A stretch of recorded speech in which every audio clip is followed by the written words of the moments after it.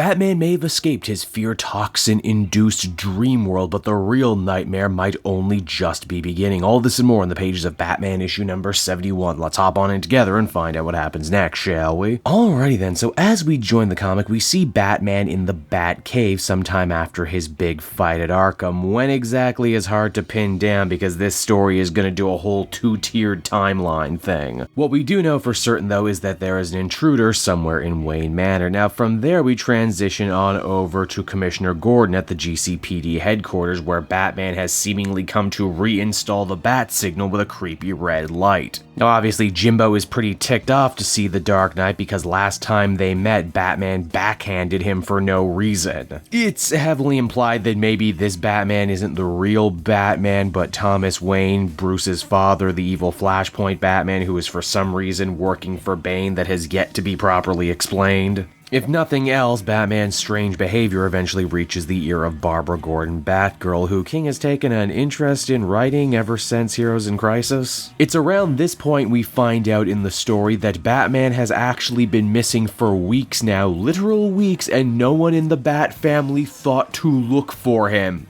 So it's only now, with the whole red bat signal thing, has Barbara decided to get together everyone in the team for a big family meeting. Of course, more than a few of them don't want to show up either because they're too busy, are mad at Batman for one reason or another, or are like Dick Grayson right now and think they're other people. Seriously, why is no one working on trying to fix Nightwing? Now, back at Wayne Manor, Bruce comes out of the cave to see Bane and his father have just made themselves comfortable at the dinner table. Alfred comes to serve him, only for Batman to knock a bunch of stuff out of his hands. Keep in mind, as far as Batman knows, and we the reader know, this is the first time Bruce has actually seen his beloved father figure in weeks, and for all he knows, Alfred has been the prisoner of Bane this whole time. And yet somehow he still decides to act like a petulant child having a temper tantrum. I swear Tom King really does go out of his way to make Batman the most unlikable person in this book about Batman. Bane and Batman fight for a little bit, and Bane ends up getting the best of Batman, knocking 10 liters of piss out of him. Now, back with the rest of the Bat family, assumedly before all of this happened, Bruce says that it's time to take the fight to Bane directly, and that they're going to assault Arkham Asylum and pull him out at the root. Keep in mind, Batman tried literally the exact same thing only a couple volumes ago, and it only ended up making him look crazy when it seemed that Bane was just minding his own business in his cell. Only now Batman's plan is to do the exact same thing over again, and wouldn't you know it, it leads to the exact same result. Arkham just looks like a normal hospital, well, as normal as Arkham looks. And it's right around here that the two-tiered timelines of this story start converging into one another. Robin, Tim Drake, starts to worry about Batman, feeling that he's finally cracked, seeing enemies that aren't even there. But Batman is 100% certain Batman is always right. Also, don't touch me, I'm not crazy, says Batman,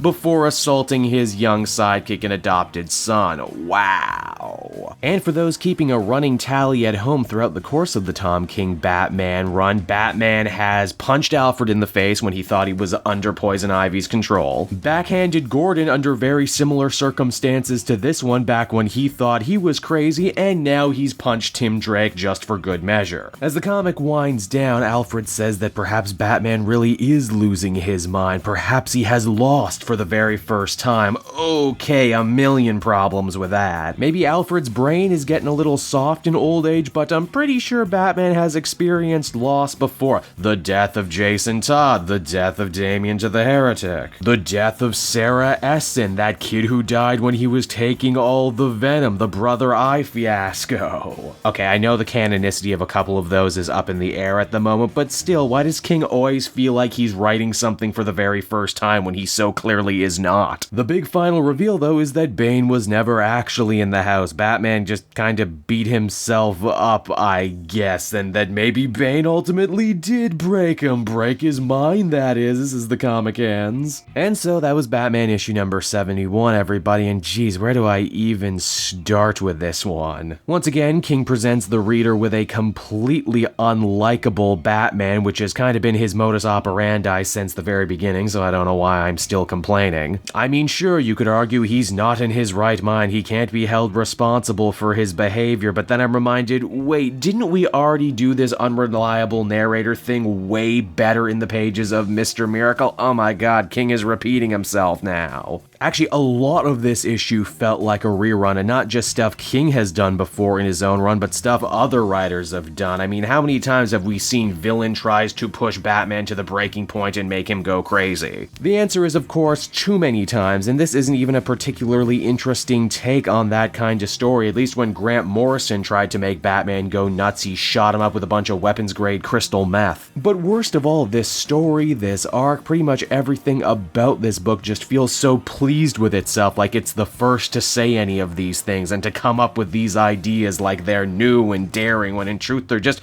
trite and rehashed and tired. All things considered though, and despite my harsh criticism, I will say I don't actually think this is the worst issue they've done so far. Ultimately, I'd give this one a 5 out of 10. Hey there everyone, Cape Joel again. Thank you so much for watching to the end of the video. I hope you enjoyed it, and if you did, why not take a look at some of these other videos I have available from the channel. Then you can follow me on Twitter and Facebook at Cape Joel, so you're always up to speed on what I'm doing next. And hey, if you're feeling in a charitable mood, why not check out my Patreon page? Patrons get exclusive access to videos and content before anyone else, and you can do so for as little as $1 a month. So, until next time everyone, this has been Cape Joel, and I will be continuing to make more comic book videos that smack of greatness. Bye-bye.